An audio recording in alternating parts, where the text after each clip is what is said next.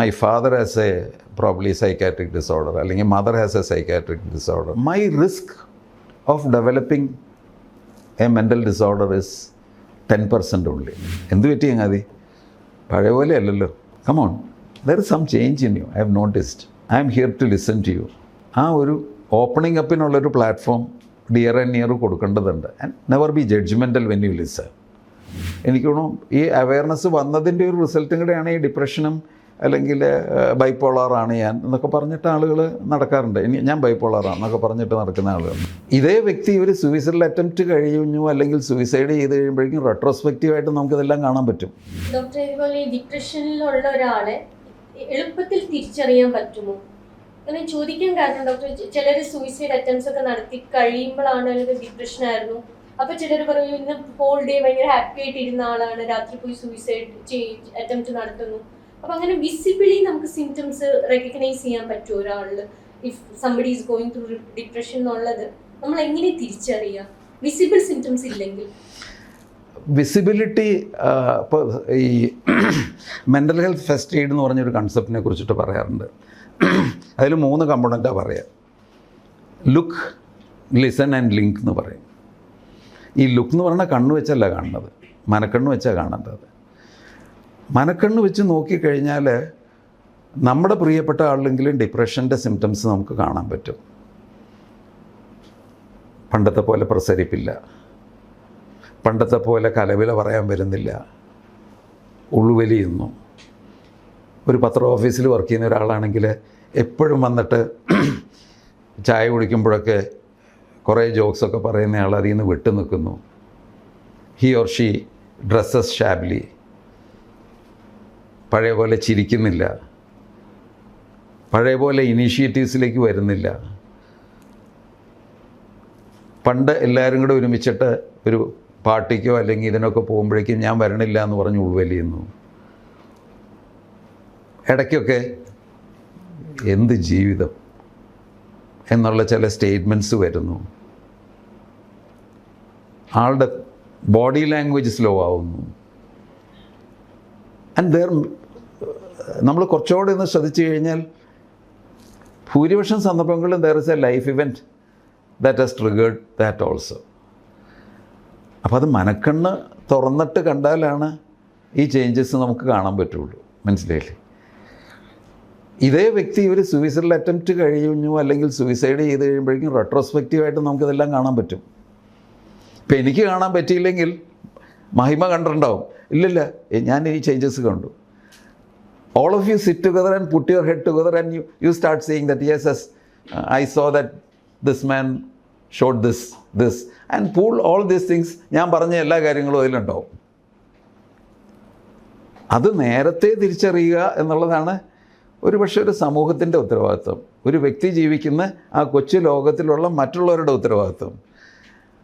ആ ഉത്തരവാദിത്വം ഇല്ലാതെ വരുമ്പോഴാണ് മിസ് ചെയ്തു പോകുന്നത്, ഈ തരം മാറ്റങ്ങൾ മിസ് ചെയ്തു പോരുന്നത്. ഇപ്പോൾ ഒരു കുട്ടിക്ക് പ്രോബ്ലം വരുമ്പം മാറ്റങ്ങളുണ്ടാവാം, മാറ്റങ്ങളുണ്ട്. നല്ലോണം പഠിച്ചിട്ടുള്ള കുട്ടി പഠിക്കില്ല, ക്ലാസ്സിൽ ഇന്നറ്റൻറ്റീവ് ആവും.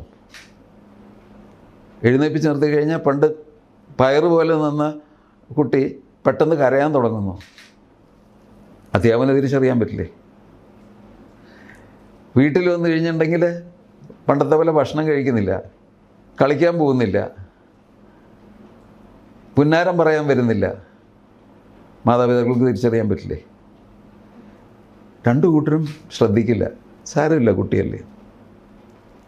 വെൻ സംതിങ് ഡിസാസ്ട്രസ് ഹാപ്പൻ, അയ്യോ ഇതൊക്കെ ഇതിൻ്റെ ആയിരുന്നു എന്ന് പറഞ്ഞിട്ട് നമ്മൾ വിഷമിക്കാൻ തുടങ്ങും. അപ്പോൾ ഫസ്റ്റ് സ്റ്റെപ്പ് ലുക്ക് തന്നെയാണ്, നമ്മുടെ മനക്കണ്ണ് തുറന്ന് കാണണം.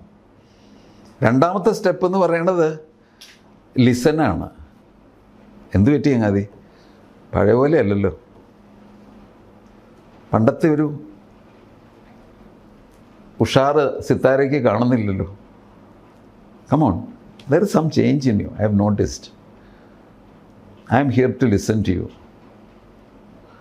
ആ ഒരു ഓപ്പണിംഗ് അപ്പിനുള്ളൊരു പ്ലാറ്റ്ഫോം ഡിയർ ആൻഡ് നിയർ കൊടുക്കേണ്ടതുണ്ട്. And never be judgemental when you listen and never be impatient to look at your watch.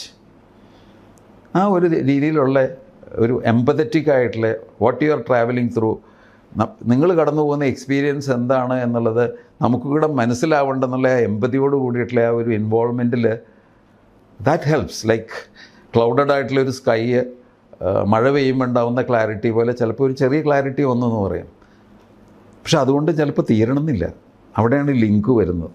May be you like to motivate that person for a professional help. Maybe that person is suffering from some sort of a financial issues. Probably you'll have to connect with somebody who can help him. Maybe the student is suffering because he is doing very badly in maths paper and he is really scared that he is going to fail in 10th standard. Maybe you'll have to connect with a good teacher who can probably pull him up so that he gets reasonable marks and not fail and probably eliminate his fear. ഇത്രയും കാര്യങ്ങൾ ചെയ്യാൻ പഠിച്ചില്ലെങ്കിൽ പിന്നെ എന്തിനു കൊള്ളാം? ഇപ്പം നമ്മൾ പോലീസിലെ സൂയിസൈഡിനെ കുറിച്ചിട്ട് ഇങ്ങനെ പറയാറുണ്ട്. എന്ത് മെക്കാനിസമാണ് പോലീസിൽ ഓരോ പോലീസ് സ്റ്റേഷനിലും ഈ തരത്തിലുള്ളൊരു മെൻ്റൽ ഹെൽത്ത് ഫസ്റ്റ് എയ്ഡ് കൊടുക്കാനുള്ളത്? We are doing nothing. മനസ്സിലായില്ലേ? അതിൽ തന്നെയുള്ള കുറച്ച് എന്താ പറയുക, ഒരു ലിസണിങ് സ്കില്ലുള്ള എംപതറ്റിക് ആയിട്ടുള്ള കുറച്ച് ഹെൽപ്ഫുൾ ആയിട്ടുള്ള ഒരു ഒരു പൂൾ ഓഫ് കോവർക്കേഴ്സിനെ അല്ലെങ്കിൽ പോലീസ് പീപ്പിളിനെ വെച്ചിട്ട് ട്രെയിൻ ചെയ്തിട്ടോ ഓരോ പോലീസ് സ്റ്റേഷനിലും at least there are 2 people, 1 male or female, who are available when a policeman is in need of distress. That will go a long way. മനസ്സിലായി? അപ്പം നമ്മൾ ആ ഒരു ബേസിക് മെൻ്റൽ ഹെൽത്ത് ഫസ്റ്റ് എയ്ഡിനെ കുറിച്ചിട്ടൊരു സെൻസിറ്റൈസ് ചെയ്യുന്ന ഒരു ലെവലിലേക്ക് വരണ്ടേ? നമ്മൾ ബാക്കിയുള്ള ഫസ്റ്റ് എയ്ഡുകളെ കുറിച്ചൊക്കെ പറഞ്ഞിട്ട് എന്താ കാര്യം? So you let to talk about probably mental health first aid also in probably more susceptible segments of people. Susceptible എന്ന് പറഞ്ഞപ്പോൾ ഇതിൽ ഈ നേരത്തെ പറഞ്ഞ പോലെ ഈ ജനറ്റിക് ഫാക്ടർ എത്രത്തോളം ഉണ്ട്? കാരണം ഇതൊരു ട്രിക്കി ഏരിയ ആണ്, സ്റ്റിഗ്മയും കൂടെ അറിയാവുന്ന ഒരു സംഭവമാണ്. ഈ ജനറ്റിക് പ്രീഡിസ്പോസിഷൻ ഇതിൽ എത്രമാത്രം ഉണ്ട്? ഇപ്പം നമ്മൾ ഈ ക്യാൻസറിന്റെ കേസിലൊക്കെ പറയുമല്ലോ, ഇപ്പം പേരൻസ് ഉണ്ടെങ്കിൽ നമ്മൾ മാൻഡേറ്ററി ആയിട്ട് ചെക്ക് ചെയ്യാൻ പോകണം എന്നൊക്കെ. അതുപോലെ ഇതിൽ അങ്ങനെ ഒരു സ്റ്റാറ്റിസ്റ്റിക്സോ അല്ലെങ്കിൽ പോസിബിലിറ്റി റേറ്റോ അങ്ങനെ ഇതിൽ ഒരു ജനറ്റിക് വൾണറബിലിറ്റി ഉള്ള ഒരാൾക്ക്, for example my father has a probably psychiatric disorder അല്ലെങ്കിൽ mother has a psychiatric disorder, my risk of developing a mental disorder is 10% only. It is not 100%. എന്താണ് ഈ 10% ആക്കുന്നത്? Maybe I have some other protective factors, maybe my personality, maybe my social support systems, maybe my probably the resilience I have learned from probably my life journey. അങ്ങനെയുള്ള പല കാര്യങ്ങളിൽ നിന്ന് acquire ചെയ്തിട്ടുള്ള പല psycho social factors എനിക്ക് പ്രൊട്ടക്റ്റീവായിട്ട് നിൽക്കുന്നുണ്ടാവും. പക്ഷേ ഈ protective factors എല്ലാം ചിലപ്പം ഒരു ലൈഫ് ഇവൻ്റ്, വല്ലാത്തൊരു അഡ്വേഴ്സ് ഇവൻറ്റ് വരുമ്പോൾ ചിലപ്പം അത് ബ്രേക്ക് ചെയ്തിട്ട് may be my illness will manifest.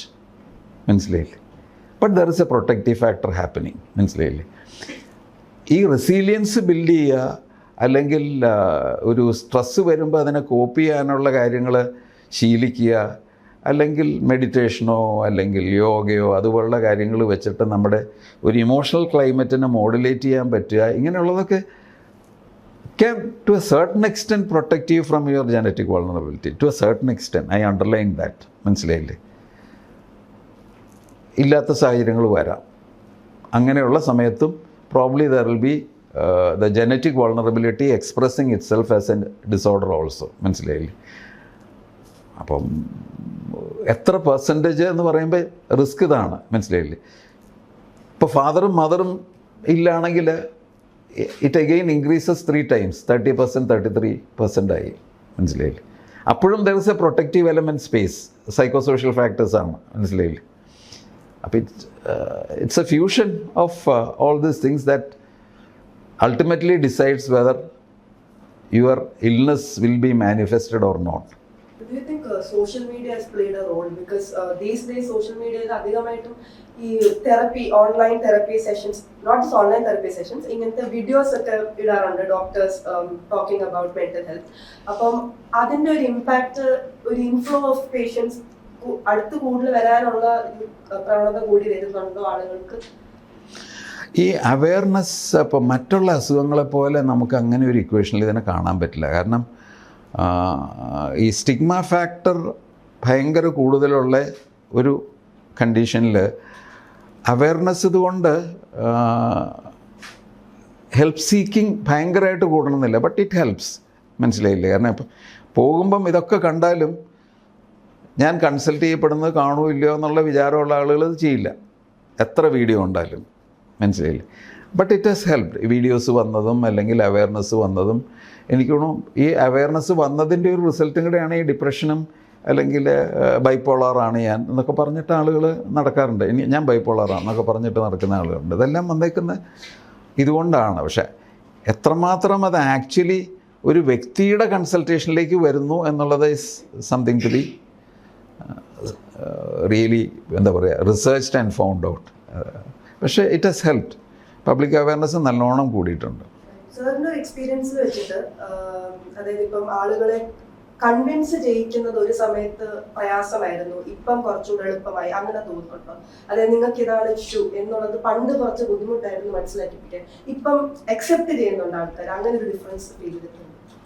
അല്ല, ഡിഫറൻസ് കുറച്ചുകൂടെ എളുപ്പമാണത്. ഇപ്പോൾ കുറച്ചുകൂടെ ഈസി ആയിട്ട് പറയാൻ പറ്റും. പക്ഷേ ഇതൊക്കെ ആണെങ്കിലും മരുന്നിനോടൊരു റെസിസ്റ്റൻസ് ഉണ്ട്. പലപ്പോഴും നമ്മൾ കാണുന്ന ഒരു എക്സ്പീരിയൻസ് എന്താണെന്ന് വെച്ച് കഴിഞ്ഞാൽ ഈ പറഞ്ഞ പോലെ നാറാണത്ത് ഭ്രാന്തൻ്റെ കഥ പോലെയാണ്. മനസ്സിലില്ല? നാറാണത്ത് ഭ്രാന്തന് വളരെ കഷ്ടപ്പെട്ടിട്ട് കല്ലുരുട്ടി മുകളിൽ കൊണ്ടുവന്ന് കയറ്റി വയ്ക്കുക, എന്നിട്ട് താഴേക്ക് തള്ളിവിടും. ഏതാണ്ട് ഇതേ പ്ലെയിനിലാണ് ഞങ്ങളുടെ പോക്കും. നമ്മൾ ഇത്രയധികം അവയർനെസ്സൊക്കെ ഉണ്ടാക്കി പറഞ്ഞു കൊടുത്ത് അവസാനം മരുന്നൊക്കെ കൊടുത്തിട്ട് അവസാനം ഈ ഡിപ്രഷനെ ട്രീറ്റ് ചെയ്ത കുട്ടിയുടെ പോലെ നമ്മൾ ഈ സാധനം ഉരുട്ടി ഹീലിങ്ങിൻ്റെ ഒരു മല കയറ്റി മുകളിലെത്തിക്കുമ്പോഴേക്കും ആരെങ്കിലും ഇതുപോലെ ഒരു വർത്തമാനം പറഞ്ഞിട്ട് ഒരൊറ്റ ചവിട്ട് കൊടുത്തിട്ട് കല്ല് പൂടുപൂടാന്ന് പറഞ്ഞ് താഴോട്ട് വീഴും. മനസ്സിലായില്ലേ? അത്തരം ഹാപ്പനിങ്സ് ഇപ്പോഴും കൂടുതലാണ്. ഈ വീഡിയോസൊക്കെ വന്നു കഴിഞ്ഞാൽ ഇനീഷ്യൽ കൺസൾട്ടേഷൻ കഴിഞ്ഞതെല്ലാം പറഞ്ഞിട്ട് ഇപ്പോൾ വേറെ ഒരു സ്പെഷ്യാലിറ്റിയിലും ഇത്രയധികം തുടക്കത്തിൽ തന്നെ മരുന്ന് എഴുതുന്ന ഒരു ഘട്ടത്തിൽ ഇത് സൈഡ് എഫക്റ്റ് ആക്കുമോ, ഇത് അഡിക്ഷൻ ഉണ്ടാക്കുമോ എന്ന് ചോദിക്കേണ്ട ചോദ്യം കേൾക്കേണ്ടി വരുന്ന സ്പെഷ്യാലിറ്റീസ് കുറവാണ്. മനസ്സിലായില്ലേ? Then I keep telling, see look, ഇതിൻ്റെ സൈഡ് എഫക്ട്സ് എല്ലാം നോണാണ്, അത് പറഞ്ഞു തരാം.